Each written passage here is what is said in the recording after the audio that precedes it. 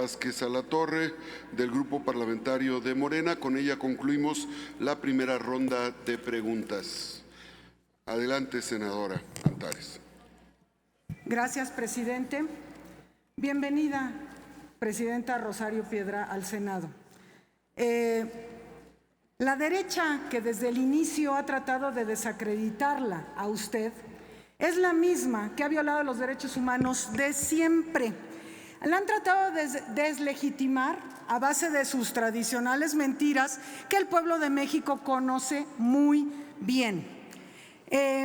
Ellos y ellas suelen ser violadores de los derechos humanos, como en esa terrible fotografía de su toma de protesta enrarecida por ellos, se ve a senadores violentando a la presidenta del Senado, se ven los gritos, los insultos.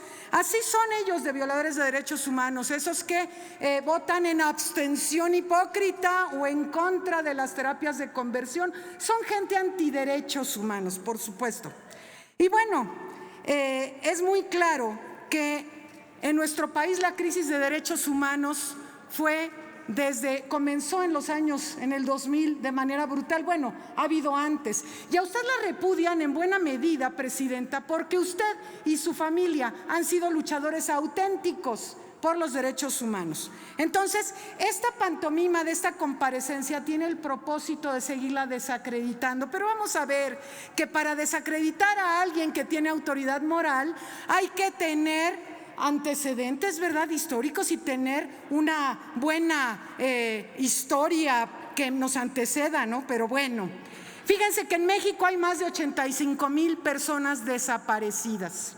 Y de estas, más de la mitad, 49,000 personas desaparecidas, lo fueron entre el 2006 y el 2014. ¿Quién gobernaba en el 2006? Ah, sí, el PAN. Y en 2014, ah, sí, Peña Nieto. Muy bien. Después siguieron desapareciendo. No terminaron ahí. También se produjo más de 1,5 millones de personas que tuvieron que ser desplazadas forzosamente y nadie dijo nada. En el periodo de 2006 a 2012 se detuvieron cientos de personas inocentes que fueron presas y estuvieron sin sentencia, que fueron sometidas a tortura y nadie dijo nada.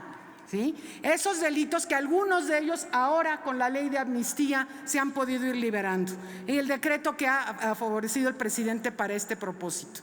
Ellos recurren a sus lugares comunes de ¡ay, la militarización del país! Hipócritas, porque aquí todas y todos votamos porque el ejército nos ayudara en tareas de seguridad pública cuando aprobamos la Guardia Nacional. Son hipócritas. Entonces, bueno, esa reforma fue aprobada por unanimidad, ¿verdad? Muy bien.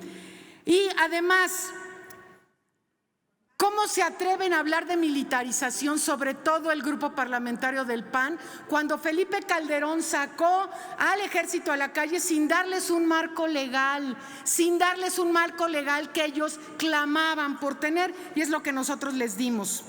A la fecha existen miles de personas migrantes calificadas como secuestradas, pero que también fueron desaparecidas, extorsionadas, reclutadas para redes de trata o crimen organizado en los sexenios del PAN y del PRI.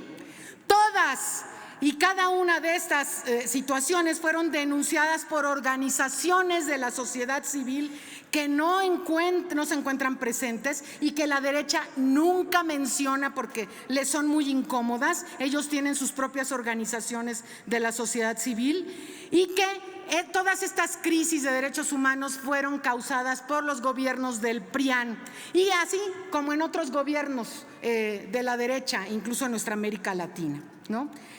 No se llamen a sorpresa de estos hechos porque los conocían bien. El PRI y el PAN así le hicieron para nombrar presidentes de la CNDH a modo. Ellos nombraron a un señor de triste memoria de apellido Plasencia. Pero bueno, ese señor fue sistemáticamente denunciado por cosas que hoy le imputan a usted, presidenta, de manera injustificada. Vamos a ver algunas de las virtudes de este señor Plasencia. Congeló las investigaciones de la comisión respecto a la masacre de 72 personas en San Fernando, Tamaulipas. La mayoría eran migrantes. Ya se les olvidó. No actuó respecto a los hechos acontecidos el 1 de diciembre de 2012 tras la toma de posesión de Enrique Peña Nieto, que costaron la vista a un joven, la vida de un hombre y las lesiones a cientos de personas. Nadie dijo nada en la CNDH. Permitió, sin una sola acción para combatirlas, diversas reformas a las constituciones de varios estados de la República que atentaron contra los derechos reproductivos de las mujeres y que gracias a que Morena llegó ahora a los gobiernos se están subsanando. Permitió la restricción de la protesta social en la Ciudad de México, entonces se llamaba Distrito Federal todavía, en donde se empleó la policía de manera sistemática en contra de la sociedad sin que se realizara una investigación profunda y estricta contra quienes detentaban en aquel entonces el poder de la capital. Estamos hablando de después del 2012, ¿verdad? Por supuesto. La emisión de resoluciones sin cumplir estándares internacionales. Todos ellos fueron hechos conocidos por el PRI y el PAN y nadie dijo nada. Le celebraban, le aplaudían al señor hasta que en el 2015 la oposición logró destituirlo. El siguiente presidente que pusieron de la CNDH nada más se tardó 4 años en emitir una recomendación sobre el caso de Ayotzinapa. Solo 4 años se tardó el angelito y nadie dijo nada del PRI y del PAN. Entonces, andan acusándola a usted, presidenta, por cosas sin sustento. Como ha podido ver, este es un diálogo de sordos. Ellos no escuchan. Todo lo que usted dijo al principio no lo escucharon porque traen sus discursos preelaborados y ni siquiera ponen atención.